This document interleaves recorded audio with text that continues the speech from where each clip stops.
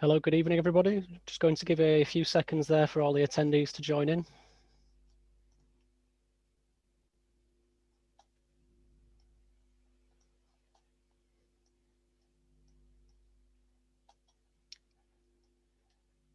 A number of attendees joining in now. I'll just give a few seconds more just to make sure that everyone's seeing the video feed before we start.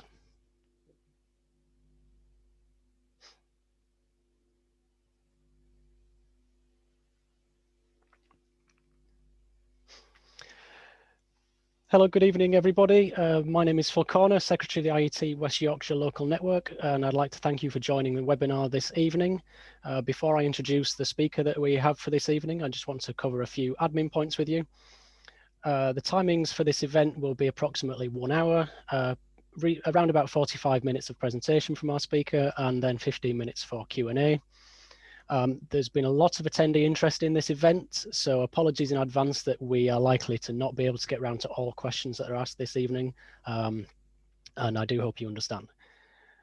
For those of you who are new to the Zoom webinar format, please ask all questions via the Q&A function, which you will see at the bottom of your screen. Please don't put your questions in the chat. Please make sure you do put them in the Q&A so that they don't get missed. On the chat function is available. However, I would ask that participants please minimize use of the chat within the webinar to avoid any distraction to the speaker. This event does account for 1 hour of CPD. So if you need a CPD certificate for this event, I will be posting a link in the chat now where you can download the CPD certificate for this event. The attendees will be recorded by the IET events system.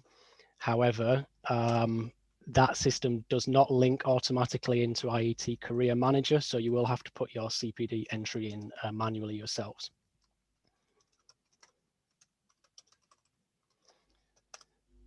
For those of you who have colleagues who may not have been able to attend this event and were quite keen to do so, the event will also be broadcast or will also be put up for catch up on the IET Yorkshire YouTube channel.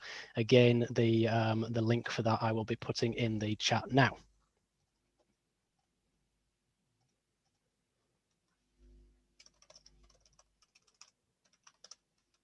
So that's the link for the YouTube just going into the chat, and following up now with the link for the CPD. And without further ado, then I am going to introduce our fantastic speaker for this evening and let him get started with the event.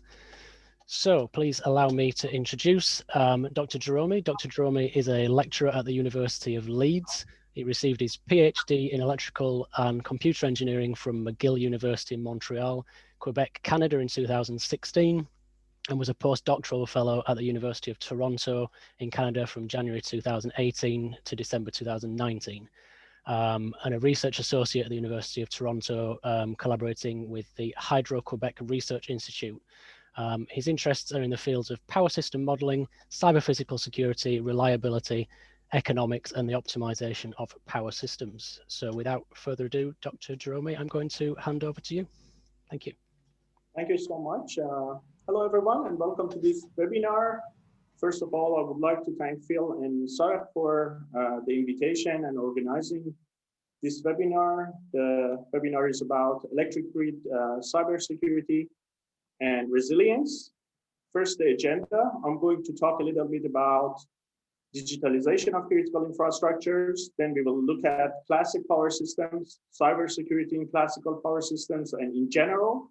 Then we will look at the smart grids and the cybersecurity in smart grids. Afterwards, I will take a look at defense in-depth concept, and we will see the relationship between resilience and cybersecurity. And after that, we will look at co-simulators. Finally, I will discuss 2 examples about how we can address the cybersecurity analysis of protective relays as an example of cybersecurity in the smart grids. So digitalization of critical infrastructures like banking, telecommunication, transportation, agriculture, and health are all undergoing a digital transformation to achieve higher levels of efficiency and consumer centricity, also to obtain better situational awareness, monitoring and control, and finally, to obtain improved reliability, maintenance prediction, and reduce costs.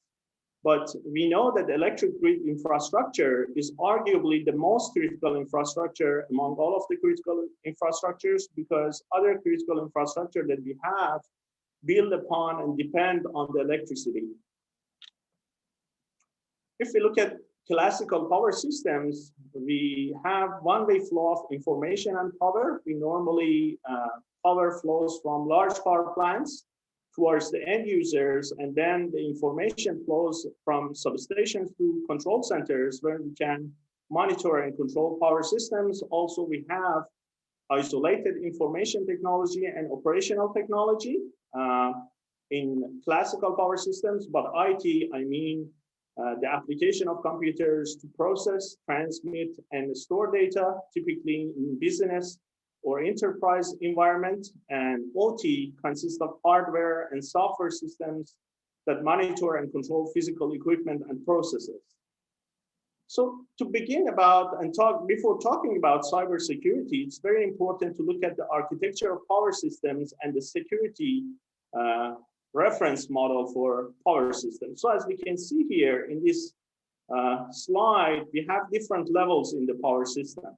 We have, for example, level 0, where sensors and actuators are located, like switchgear, CTs and PTs and motors.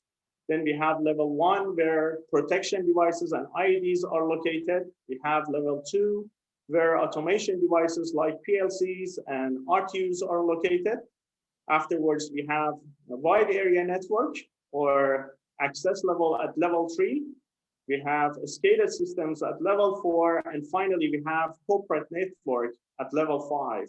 And as we can see here, there is a complete separation and isolation between the information technology and the operation technology that we have. And this helps classical power systems to avoid any type of cyber attack normally, unless there is an insider who helps the attacker to get access to the system and attack the system. Now we can look at the cybersecurity in general. We have the 3 pillars of cybersecurity: confidentiality, integrity, and availability form the 3 pillars of cybersecurity, commonly known as the security triad or CIA. Confidentiality ensures that assets are accessed only by authorized parties. We have integrity, which means that assets can be only modified by authorized parties only in authorized ways. And finally, we have availability, which means that assets are accessible to authorized parties at appropriate times. If we look at information technology, we see that the confidentiality has the highest importance and priority, then integrity, and then availability. But if we look at operational technology, this order is flipped completely. So availability is the most important one, then integrity, and the third one is confidentiality. And this is mainly because operational technology and critical infrastructures has to operate 24/7 and compared with information technology that you may use it for several hours per day. But what are the security threats that we have? The threats to security include interception, interruption, modification, and fabrication, where in an interception, an authorized party has gained access to an asset.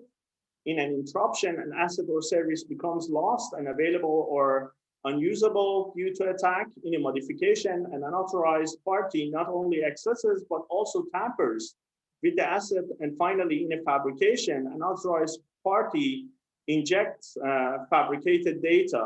And we can say that 99% of the type of attack that we may see in different systems, either information technology and operation technology, is one form of these 4 that we mentioned here.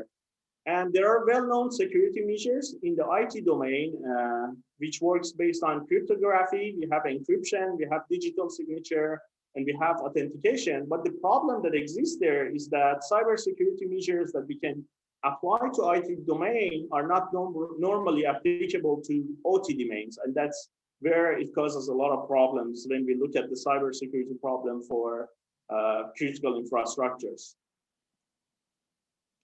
So if we look at security strategies in power system, it works based on two general strategies. The first strategy is security by obscurity, which assumes that cyber attackers' knowledge about the system is limited. So as we know, most of the systems and communication, for example, protocols and other things that we have in power systems are proprietary systems. So it's a good assumption to assume that the knowledge of people about these systems are limited.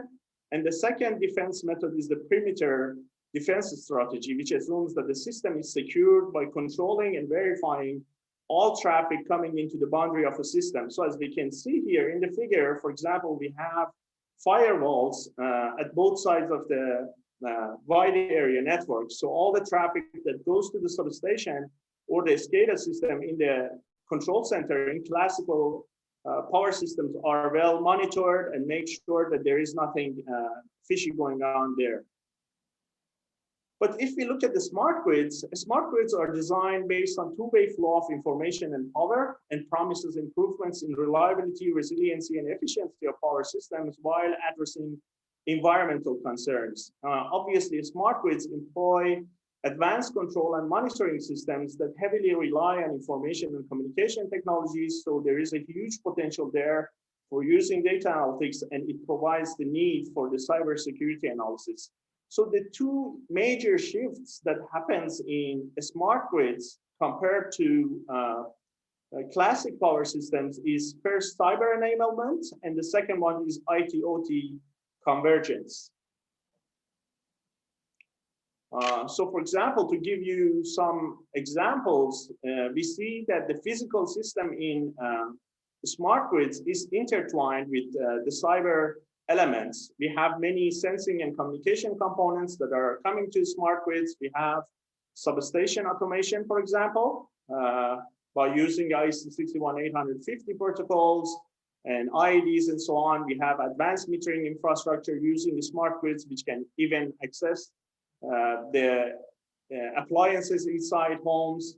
Then we have industrial Internet of Things coming up with a lot of remote connections to various parts of power systems. And finally, we have wide area monitoring systems using PMUs and PDCs. And to harness the complete potential of these new technologies that comes to smart grids, we need to rely on IT-OT convergence. And IT-OT convergence obviously opens up surfaces for cyber attacks, many surfaces for cyber attacks. So if we look at the security reference architecture of power system that we had, as you can see here, now we have the IT information technology and operational technology convergence.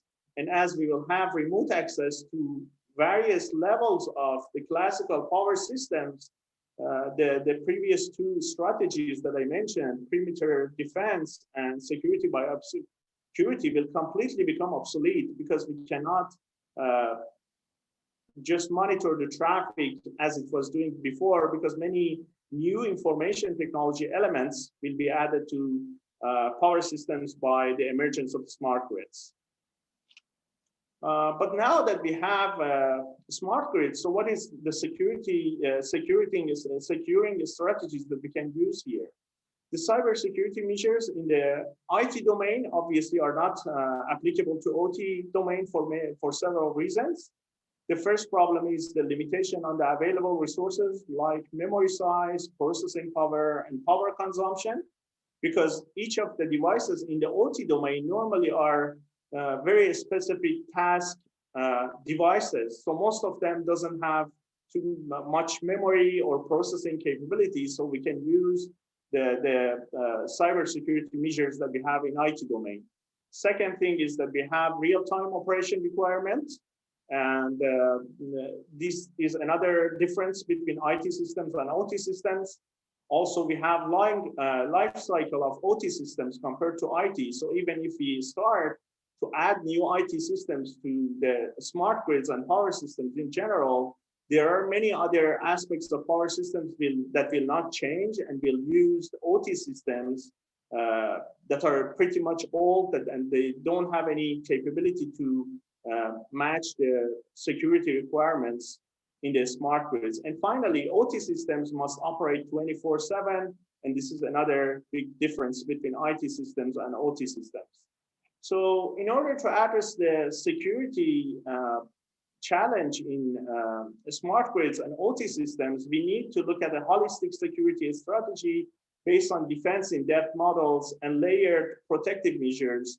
As we can see here in this figure, we have many different layers that we need to look at. We have the asset level layer, we have application layer, computer layer, network layer, and physical layer. And then we have different policies and procedures and awareness that we need to address the cybersecurity. To give you an example, North American Electric Reliability Corporation has the critical infrastructure protection or NERC standards, which first it was just something that utilities can decide to implement or not implementing it, but recently it became mandatory because we know that more information technology are integrated into the power systems, and we need more standards and measures to make sure that the security of the system is maintained. So if we look at defense in-depth model, we have physical security, which limits physical access of unauthorized people by building fences, applying door locks, installing security cameras. We have network security, which restricts access to logical areas by applying firewall rules, setting up access control lists, and implementing intrusion detection systems. We have computer security, obviously, which prevents the infiltration of computer systems, workstations, servers, and laptops by applying different patching strategies and installing security applications and solutions. And then also blocking access to USB and other ports by means of physical port blockers is another well-known strategy to avoid cyber attacks. We have application security, which prevents users from performing unauthorized interactions with programs and services running on a computer system. And finally, we have asset security, which provides asset hardening as well as physical cyber and logical access restrictions.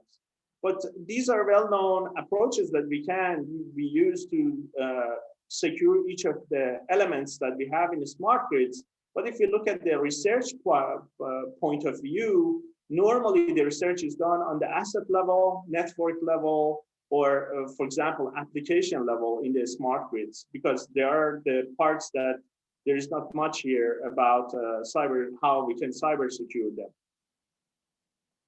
So as I mentioned, and based on the model that we saw and defense in-depth model, cybersecurity analysis is needed to be done for each asset that we have in the smart grids, which is a complete paradigm shift compared to classical power systems. And then there are several steps when we want to do the cybersecurity analysis in smart grids that has to be taken. The first one is to find a vulnerability that exists in each of the assets that we have inside in smart grids. The second step is to look at potential attack layers that can be used to attack the asset, or having different threat models. And these are the potentials that exist there, and doesn't mean that necessarily someone will exploit those potentials. Then we need to have an attack model and impact analysis. And finally, when we have complete picture of the vulnerability that exists and the attack model, we can develop and work on the countermeasures, which is actually the final solution that we would like to provide. But as we observe, normally it's almost impossible to make the smart grids completely secure against cyber attacks. So that's why resilience is a fundamental part of security, since security may not be comprehensively addressed on all potential vulnerabilities that exist. So we want to make sure that if for some reason some part of the system compromised by a cyber attacker, we can in the shortest time bring back the system or isolate the part that has been compromised in the system. That's why resilience becomes very important and it's a fundamental part of security analysis. There are many different definitions for resilience, and I just brought one of the definitions that we have. Obviously, resilience is a very open research area in smart grids, and the term resilience, for example, is defined by National Academies of Sciences, Engineering, and Medicine of the United States as the ability to prepare and plan for, absorb, recover from, and more successfully adapt to adverse events. So as we can see here, one of the most important parts of the resilience is to make sure that we can successfully adapt to adverse events that we have, like cybersecurity in power systems. Now, before looking on the research aspect of the cybersecurity, one of the most important things is the need for co-simulation. And co-simulation is about integrating two or more simulators to provide an empirical operating depiction of complex multi-domain systems like smart grids. Obviously, to have this co-simulation environment, we need a power system simulator. We need a communication network simulator, which can represent the cyber element, and power system simulator represent the physical part of the system. And then we need to interface the two simulators for the exchange of data. But there are several things that we need to look at when we want to build a co-simulator. First thing is that power system simulators are normally continuous time models with fixed time steps. Simulations, we have different type of simulators for different applications. We have EMT type simulators like PSCAD and EMT. We have EMTP, we have phasor domain simulators like Power Factory, Power Vault, OpenDSS, and so on. And important characteristic of all of these simulators is that they have a continuous time models. Then if we look at communication network simulators, they use discrete time models with event-driven simulators, and we have also different simulators for communication networks. We have Riverbed Modeler, which was previously named OpNet. We have OpNet++, we have NS2 and NS3. And one of the biggest challenges that we have when we want to build a co-simulation platform is the time synchronization between the two simulators that we have. There are two approaches normally to do the synchronization between the two simulators. The first one is time step synchronization. In this approach, the simulators start to work, and after a certain amount of time, they stop and they exchange data, and then they continue. But the problem that exists with this type of synchronization is that some of the events that has happened in the communication network may be missed. And the second approach is the event-driven synchronization. In the event-driven synchronization, the continuous time, each time step in the continuous time power system simulator is considered as a specific event in the system. And then considering each of these time steps as the event, we can stop anytime an event happens in a communication network and then exchange data. So pause for a minute, for example, for some time, exchange the data, and then continue to work or do simulation before the next event happens in the communication network. So this way, a lot of challenges that we have for time synchronization will be addressed in the co-simulation platforms. We have two types of co-simulation. Obviously, we have offline and real-time co-simulation. Offline co-simulation, as I mentioned, need to pause simulation for data exchange between the two simulators. The benefit of this type of simulation is it's easier to implement, but there is time synchronization problem, there's a scalability problem, and then we have real-time co-simulation, which can address the time synchronization problem. And the main benefit of using real-time co-simulation is the possibility to include and test real hardware in the co-simulation environment. Now, to give you an example of how cybersecurity analysis can be done in smart grids, we will look at cybersecurity analysis of protective relays in substations. Obviously, substation automation is moving toward land-based network or IEEE 61850 protocol instead of hardware connection. We have remote access to protection relays and intelligent electronic devices.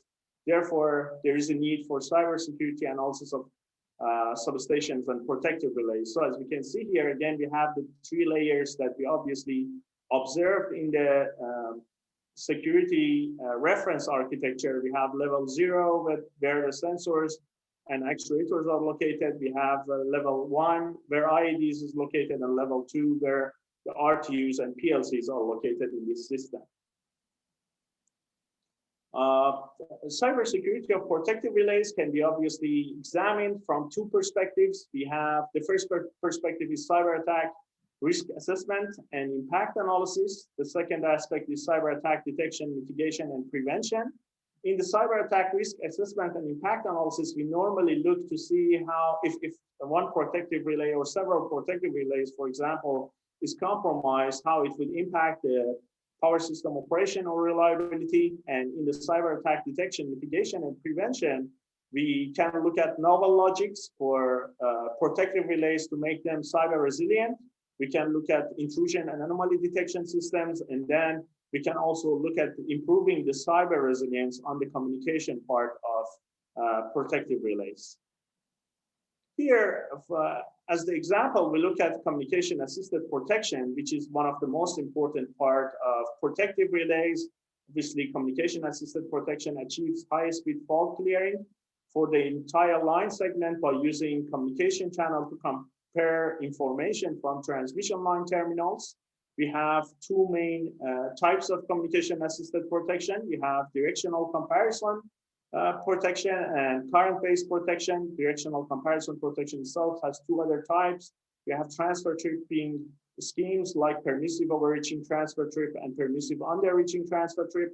And we have blocking schemes like DCV. And then for the current-based protection, we have differential protection and phase comparison protection. So now that we have one asset that we can look at the cybersecurity of this asset, the next step is to look at the vulnerability and build an attack model. But before that, we need to have a co-simulation platform so we can simulate both the cyber and physical parts of the communication-assisted protection. So primary and main protection of transmission lines is commonly based on communication-assisted protection to reduce the time that we clear the faults in power systems. The example that I'm going to discuss is we used Opal-RT simulator for simulation of the power system, and we use Riverbed Modeler for simulation of communication network. And then these two test systems are communicate based on IEC 61850 protocol, which is a well-known protocol for substations, and it has boost and SV messages that we use to communicate between the two systems. Here we can see the co-simulation of communication-assisted protection using Opal-RT and Riverbed Modeler. As you can see, the communication channel between the two protective relays is modeled and implemented inside Riverbed Modeler. And IEDs and the physical part, which is the power system, is modeled and simulated inside the Opal-RT simulator. So we can have the complete picture of the cyber and physical power systems of picture of communication-assisted protection. The next step is to have the attack model. The attack model that considered here is the objective of this. The attacker is to force the communication-assisted protection to misoperate during a fault. So we assume that there is a three-phase fault close to this at 80% of this transmission line. So we can see a benchmark test system here based on IEEE PSRC D6 benchmark test system. So we have 4 generating units, and the 4 generating units in this power plant are connected to the remaining part of the grid to 2 transmission lines.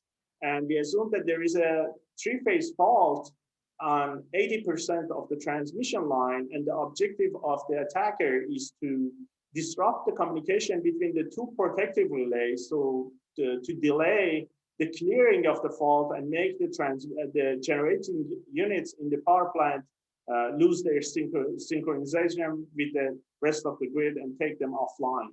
So we can consider 2 types of attacks here. We can consider denial of service attack and false data injection attack. Here we can see how we can implement, obviously, the false data injection attack and the distributed denial of attack in the Riverbed Modeler. This is just one way of implementing the denial of service attack. Obviously, you can just simply disconnect the connection between the two relays and you will have the same result. And the second one is the false data injection attack, where we use the Wireshark, which is an open source software which can monitor the communication packets and then inject communication packets to inject the false data to the other relay to make sure that it will not open the breaker and clear the fault. So the objective of attacker here is to delay the clearing of the fault beyond the critical clearing time of the system and force the generators out of the system and cause their trip. So here we can see the results of implementing the denial of service attack against communication assisted protection. We consider the permissive overreaching transfer trip protection between the two substations. Here, the first scenario is where the POTT protection works normally and there is no cyber attack. As we can see here, when the fault happens at 0.2 seconds, the protective relay can identify the fault and immediately clears the fault. So the generator will not lose the synchronization. But in the second case, the attacker managed to disrupt the communication channel. As we can see here, although the transfer tripping signal has been sent from both of the protective relays, it's not received by the POTT scheme. Therefore, it didn't open the breaker. And because of that, because the fault clearing time is extended beyond the critical time clearing of the generating units in the power plant trip. And if something happens in reality,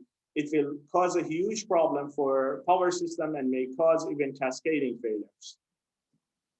Potential countermeasures. So as we observed in this webinar, the beginning slides, the fourth step, which is the final step in cybersecurity analysis, is to provide potential countermeasures. We consider two types of potential countermeasures here based on communication channel redundancy and based on another type of protective relays. So as we can see here, in the first solution, we implemented communication channel redundancy. Obviously, this solution is not completely resilient to DOS attack because someone can attack both of the communication channels that we have here.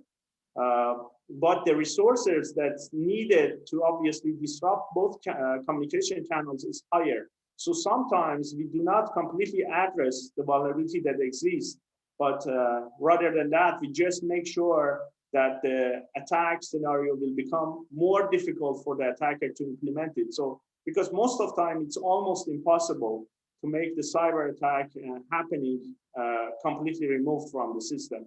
We always try to make it as hard as possible for the attackers.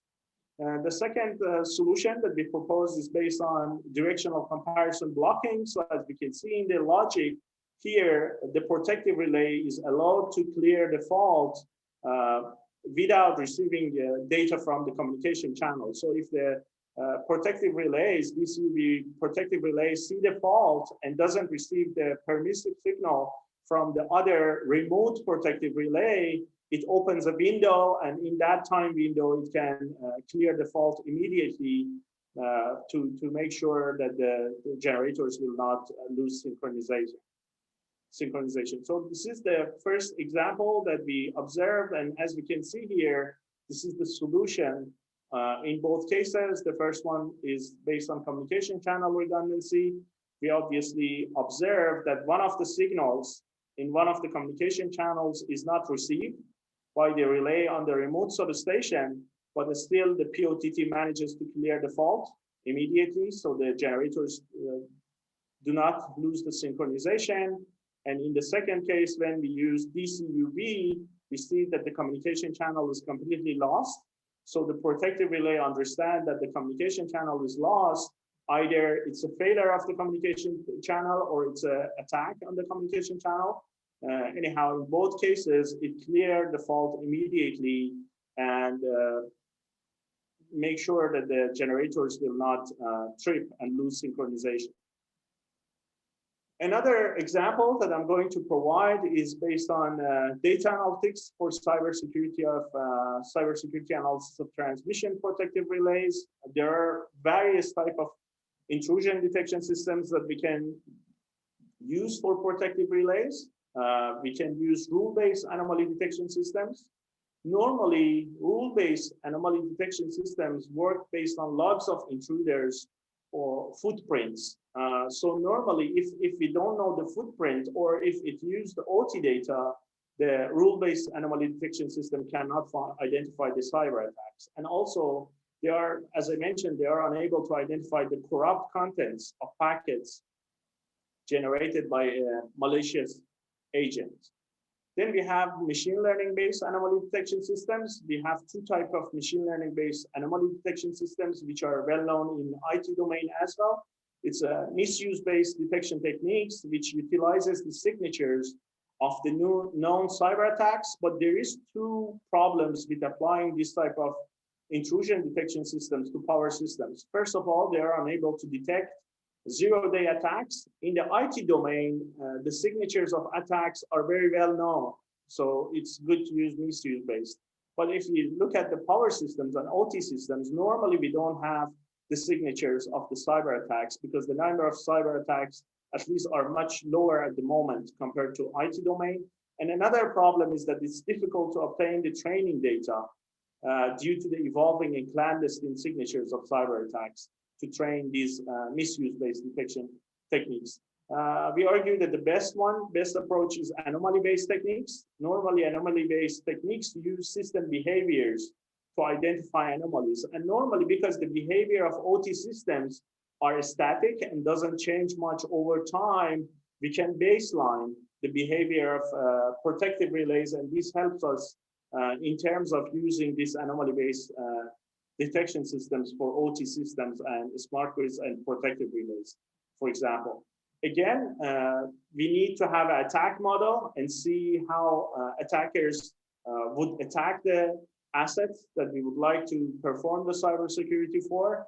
The objective here, the objective of attackers is to perform coordinated fault stripping attack on protective relays in order to cause a cascading failure. So what we assume is that there is no fault on the system, but the attacker tries to send the fault data to the protective relays and cause them misoperate.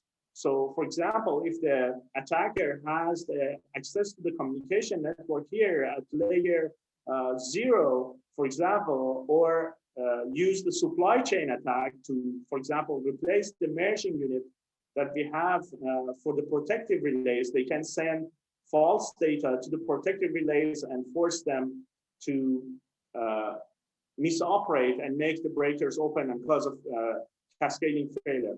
So one legitimate question here is that the attackers can also use the commands, send false commands to open the breakers without sending measurements to the IEDs. But one good point about the telecontrol commands is that we can use authentication for the telecontrol commands, but for the SV data and measurements, because they have to work in real time, it's almost impossible to use any type of cryptography to address this type of problems. Now that we know the attack, we consider three types of scenarios. The first scenario works based on false data injection attacks. So we assume that the attacker doesn't have much knowledge about the power system or protective relays, but only knows how much, what threshold has to be surpassed to cause the protective relay to misoperate. And in this case, it sends random data, but beyond the threshold of protective relays to force them to misoperate. And in the second and third scenarios, we assume that it's executed through a merging unit. The second scenario is based on modifying the tab setting of the CPVT. And the third scenario is based on the replay attack, where we assume that the attacker here tries to replay some fault data that it has captured over time to the protective relay to force it to misoperate.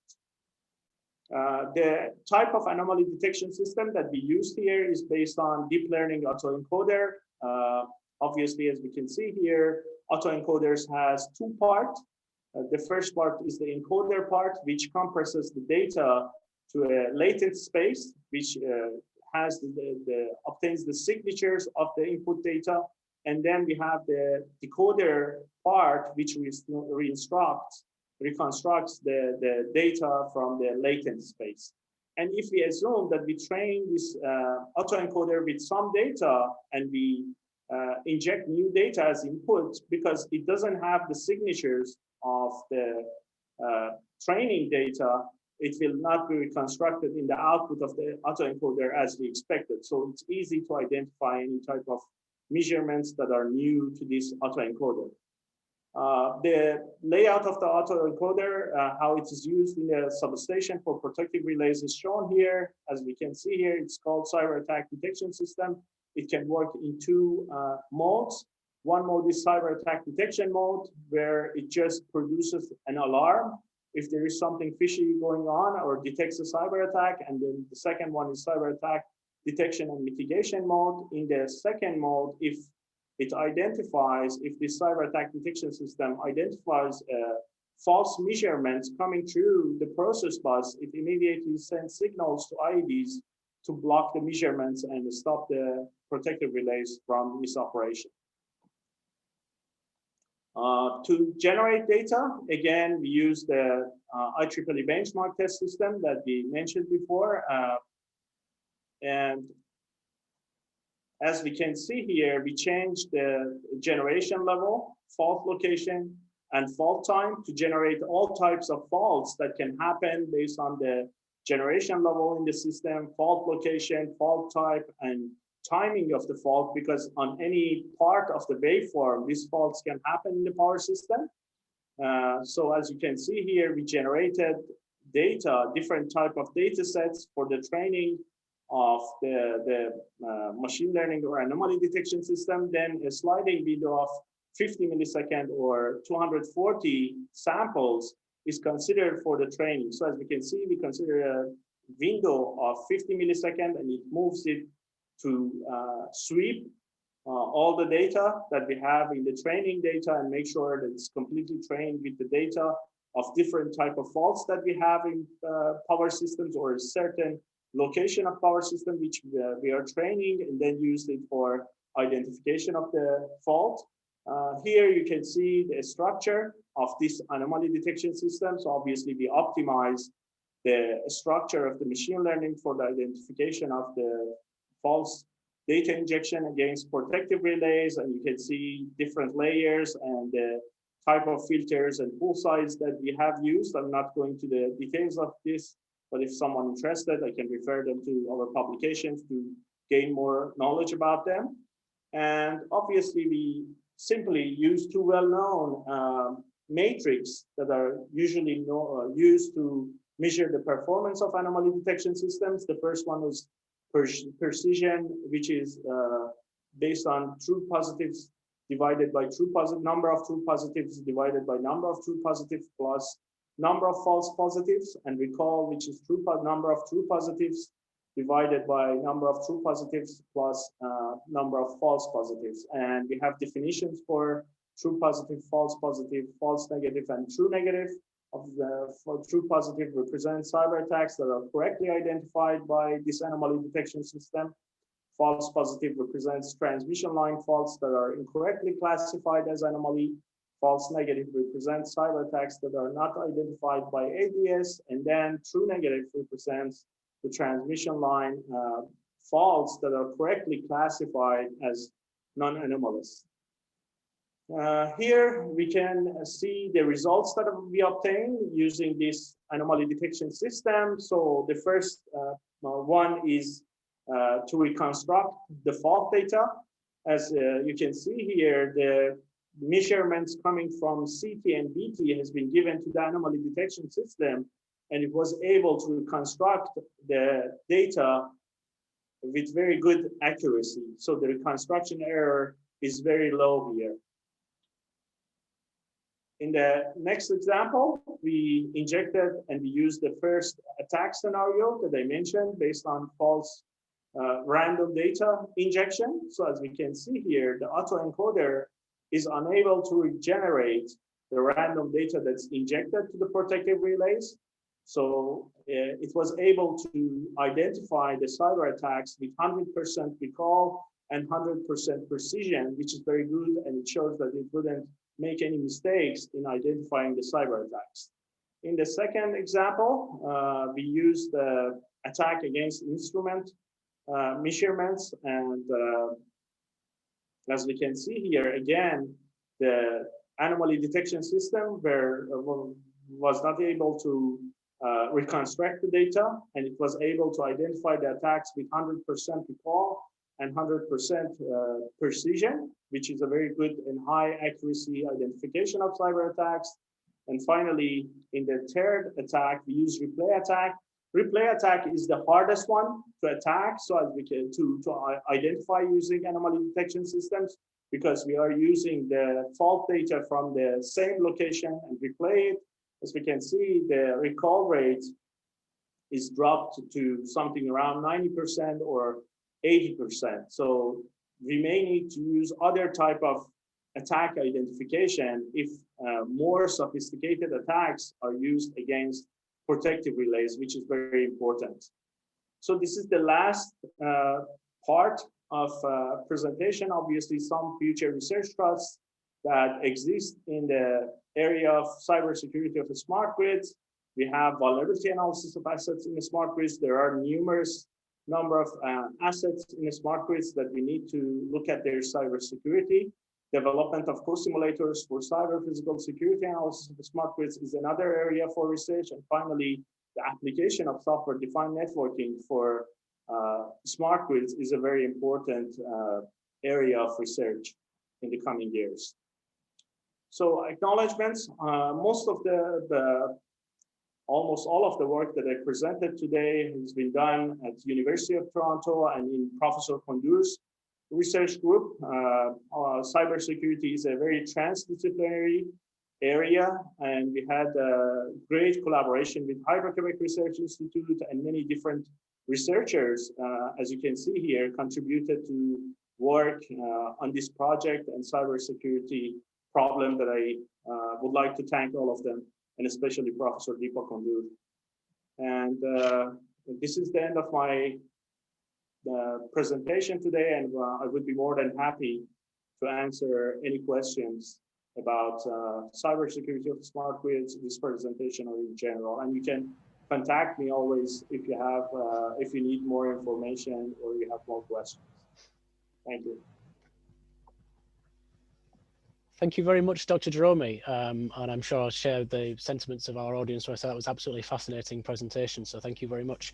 We have a number of questions in the chat, if you're happy for me to field some of those to you now. Of course. Would you like to stop sharing your screen for me there, and then people will be able to see you when you're answering the questions? Thank you.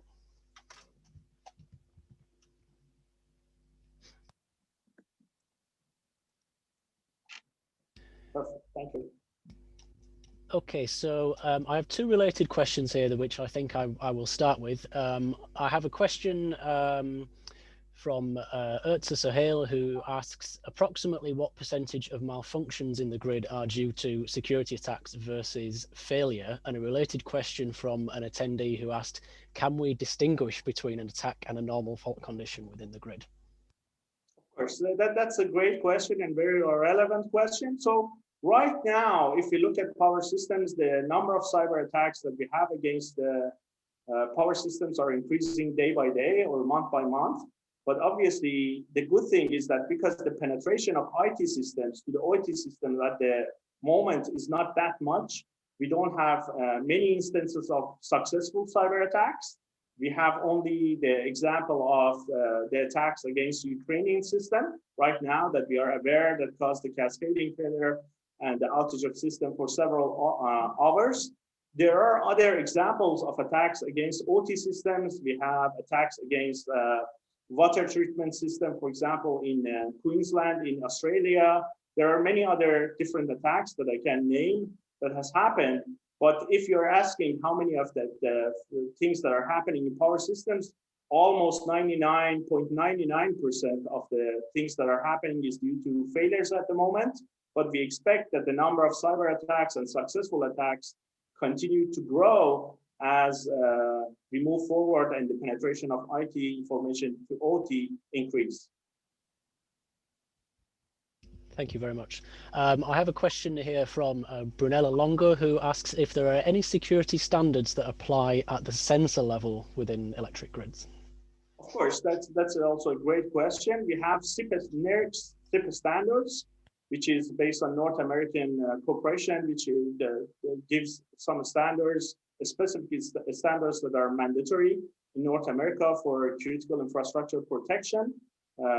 You can obviously go through them and see. It's based on how we can secure different cyber assets that we have in power systems in general.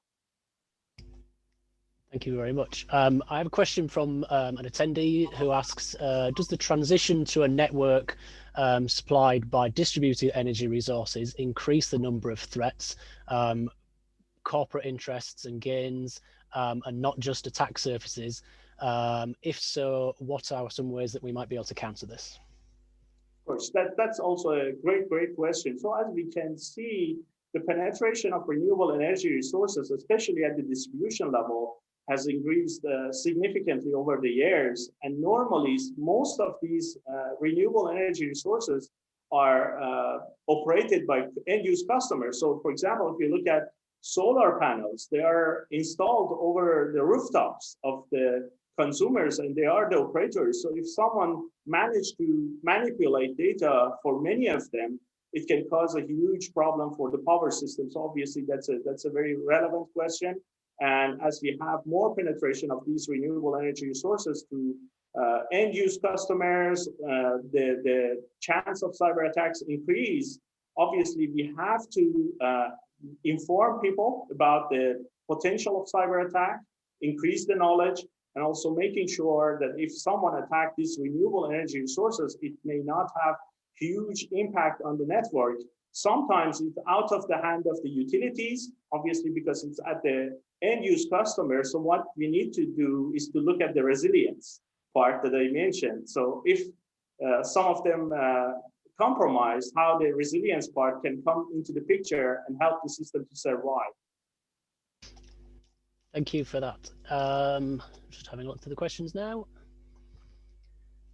Here's a good question from Reese Garnett. What type of intelligent devices make up the control system in smart grids? Are these standalone, or do they require remote monitoring and control from other control systems, presumably from central systems? And what additional security measures might be needed in smart grids to ensure the system is not compromised?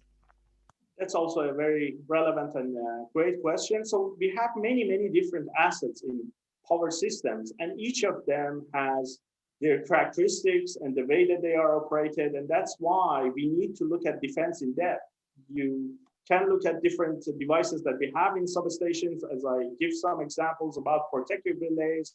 And when you use, for example, industrial Internet of Things, there are many remote connections that will be added to the system. For example, many engineers would like to sit at their home and they connect to the protective relays, update the firmware or update the protective relay settings or many other things.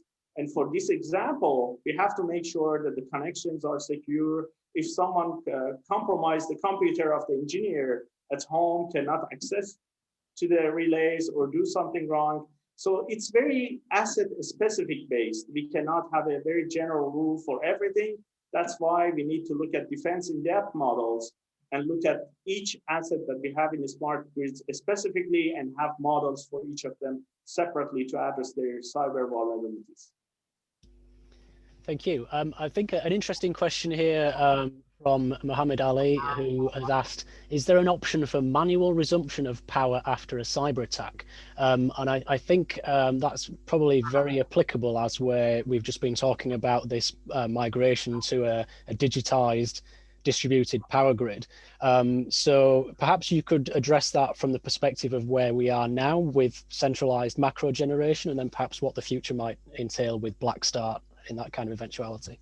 Great question. So one of the things that is happening and one of the important shifts that's happening in power system, we see that these standalone isolated power system parts, which we call microgrids, are coming along as we move forward. So we would like to have different microgrids at critical parts of the power system. So for example, if you want to keep the lights on for some specific users all the time, you can shift and move toward microgrids to make sure if the power grid is compromised and for some reason we lose the central power system, each of these islanded parts, which we call microgrids, can continue to operate, and we still have the capability to send electricity to some important end users. For example, this can be a very important example for train system that we have, not to lose it if something happened for the power system in general. So it's a very important question. And I think having microgrids for critical parts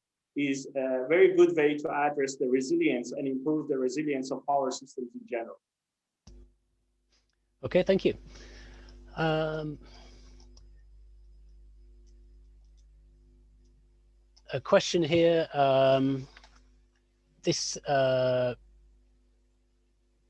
Since all the fault data injection attacks, the injection attacks you talked about in the presentation, are possible on relay signals, does this mean that they're not encrypted? And if so, why? Yes, of course. That's a great question. Normally, because we have real-time operation in OT systems and obviously protective relays, the amount of processing capability that we have in protective relays is very limited. And second, they have to work in real time. So the time that we need to encrypt and then decrypt the data that are coming from measurement instruments to the protective relays is more than the time that we have on hand to respond to a fault in the system. That's why we cannot use normally encryption or other types of cryptography for data that are going to protective relays. Okay, and just a question from me to expand on that, if I may.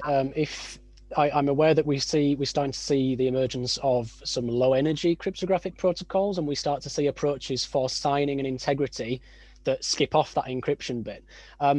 Does the complexity of managing the public key infrastructure and certificate distribution make that impractical for kind of large scale smart grid infrastructure at the moment? Of course, that's a good point. I see even some people trying to look at quantum, using quantum to address these type of things or any other cryptography. At the moment, what I'm aware of, we don't have any cryptography that can be applied to real-time systems and OT systems. There were some instances of using authentication for example, control commands, because they are not time specific or real time. You can use some type of cryptography for control systems, and it really depends what we are looking at. If we are looking at the measurements and they have to be received in real time, it's more difficult to use cryptography, but there are some instances obviously that we can use. Again, it's very application specific, and there are some applications that we can use cryptography, obviously. Thank you very much. A question here I've got from one of our attendees, which I think is very applicable within what we've been speaking about here, about microgeneration, is how the security of electric vehicle to grid technology might impact future generation. I think this is quite an interesting one. I've heard it referred to as bring your own device to electric generation before now. So yeah, your thoughts on that, please. That's obviously a very, very problematic for the system, as the number of electric vehicles and the penetration of them increase in the system, because normally we have, if we go to 100% penetration of electric vehicles, we will have millions of electric vehicles connected at the same time to the grid. And if someone managed to disconnect all of them or a large number of them, it will definitely cause a huge problem for the system and can cause the cascading failure in the system. So it's very important to make sure that the charging unit of each electric vehicle is also cyber secure, which is a very important, I guess, research area. I'm not aware of anyone looking at that area. So obviously it's a very open, I guess, area of research as the number of the electric vehicles increase and penetration of them increase in the grid. So that's a very, very good question.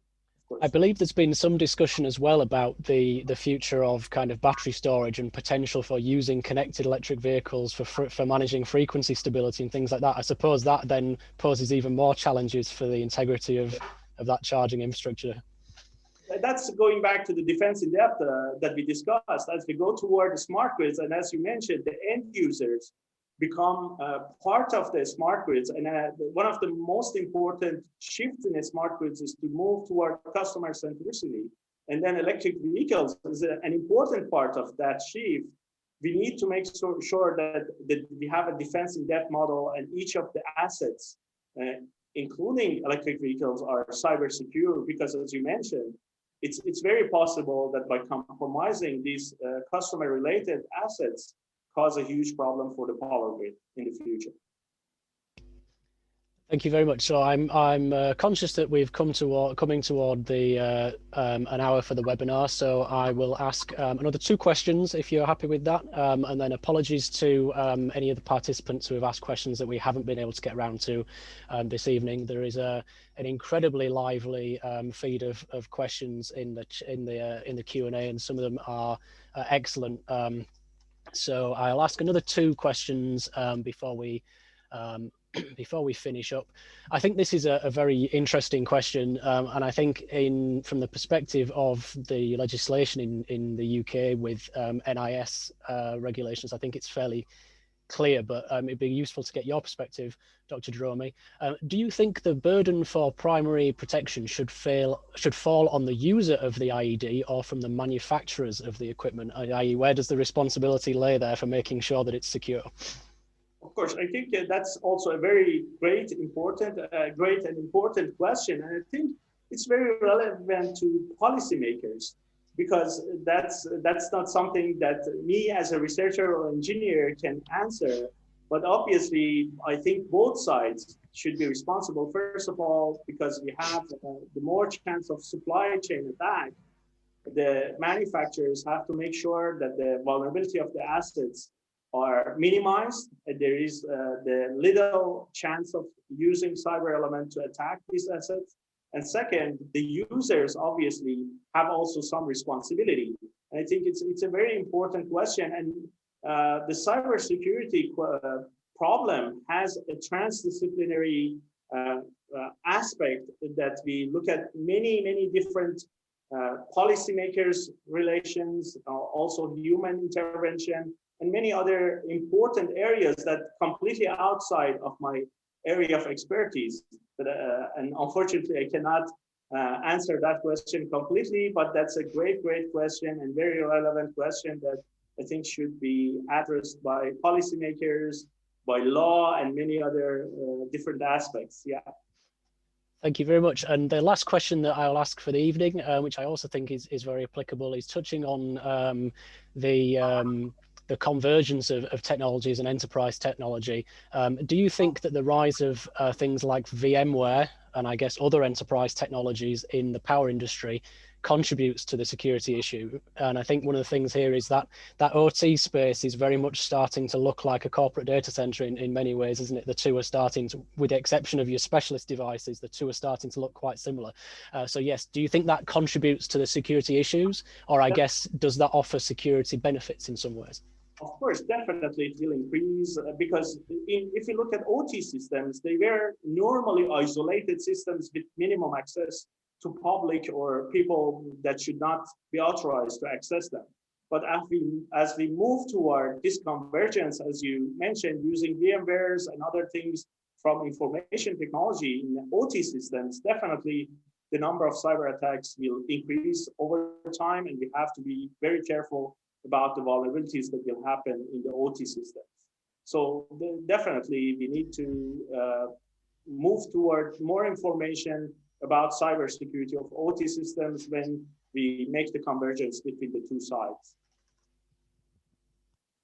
Thank you very much, Dr. Jerome. And that's all we have time for this evening. I have copied the remaining questions that you've posted on here from the attendees.